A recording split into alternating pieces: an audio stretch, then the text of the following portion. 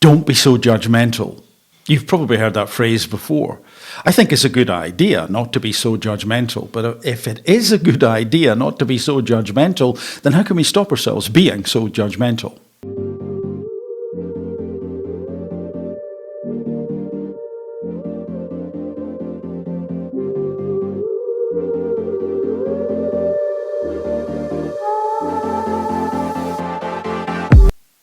I think in the first instance it's worth pointing out that normally when we say that to someone else, don't be so judgmental, or they say it to us, well, there's something negative going on. Maybe we're saying something negative about another individual or group, or writing it down, or our behavior displays negativity.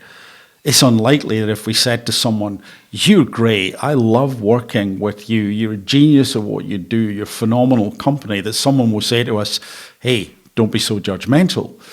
They may say you need to know a few more things about this person, but probably not that phrase, which implies that the situation is negative. And if it's negative, then it's also likely, not definitely going to be the case, but likely that there will be negative emotions at play, like irritation, annoyance, anger perhaps, disgust. And if that's the case, then those emotions, stronger emotions, can warp our thinking, can skew it, make it less rational, make it perhaps slightly more simplified. Are we really seeing the big picture here? And so it's important to take a step back and not make any rash, snap decisions, actions, comments, etc. And remember that we all carry baggage with us. We have our biases, we have our schemas, our paradigms, our frames of reference, the lenses through which we observe the world and other individuals. And if that's there, and it is for all of us, then maybe that is also skewing things. And additionally, our old friend confirmation bias could be in the mix. Either we spot something consciously which confirms our suspicions about this individual, or the reticular activating system just alerts us and ping, oh yeah, hey, they did that, and I remember they did that before. I was right about this person. I was right. So what is going on here is XYZ or XYZ. They're not a good individual. This confirms it.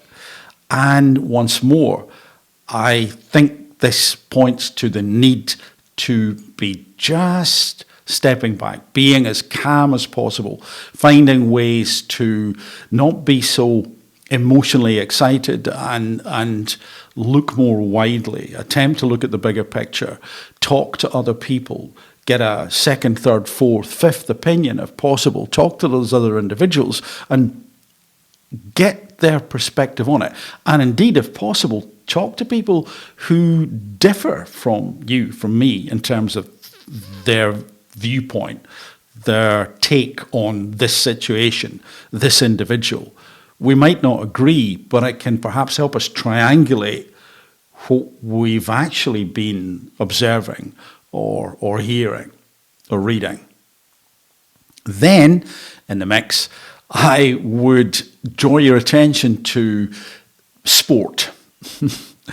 You know the situation. People are sitting on the couch, laid back and watching a big game. And they say, I could have reached that ball. I could have gotten there. I could have made that tackle.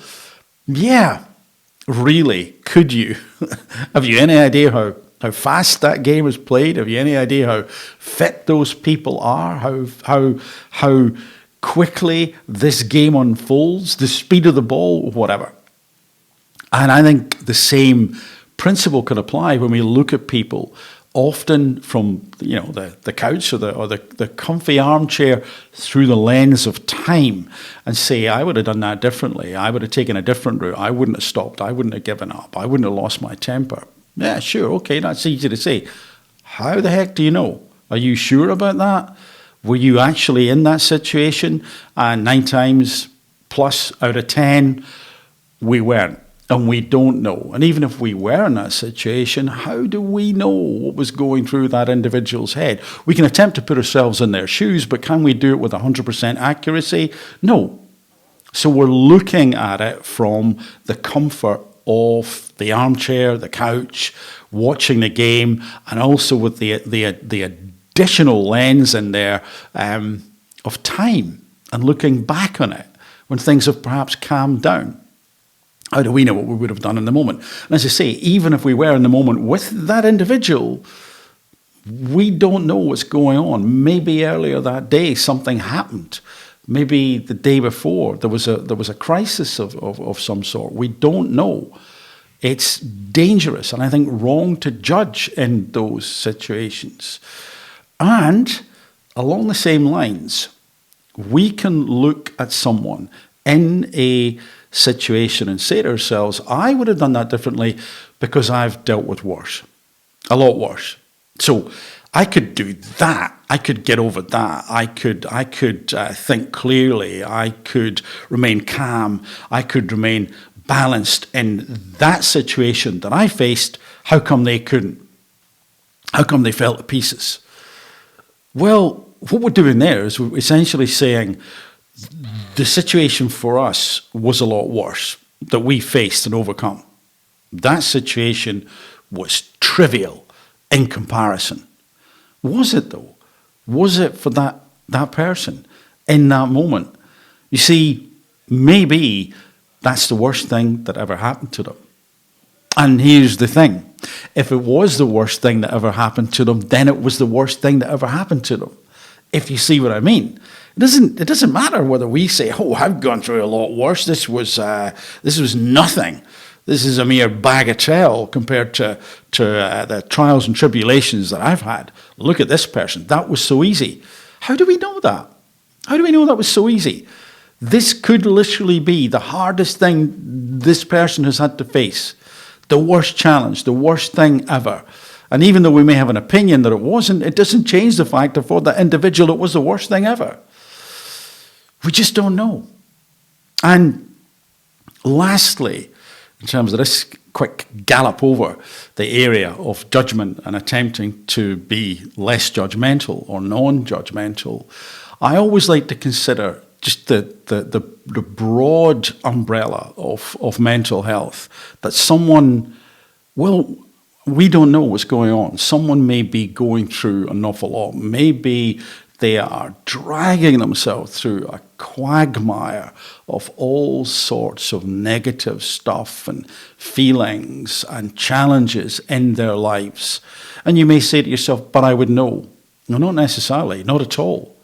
People have personas, and some people are very good at making it look like nothing's going on. In fact, very good at making it look like they're on top of everything and they're happy and they're competent and they're feeling fulfilled. And yeah, you know, they are very much in control of their lives, work, whatever it may be. Well, in actual fact, a little bit like the old swan analogy, under the water, they're paddling like crazy. Maybe they're literally floundering. And so we don't know. We don't know. And the personas that people can put on to disguise that are so good often that, well, we just wouldn't spot it. There's so many situations where the people have really had big challenges and nobody realized. So once more, I think that at least until more information is known, and at least until we've had time to triangulate, to speak to other people, to consider the situation from a calm perspective, then we need really to attempt as best we can not to be so judgmental, if at all possible.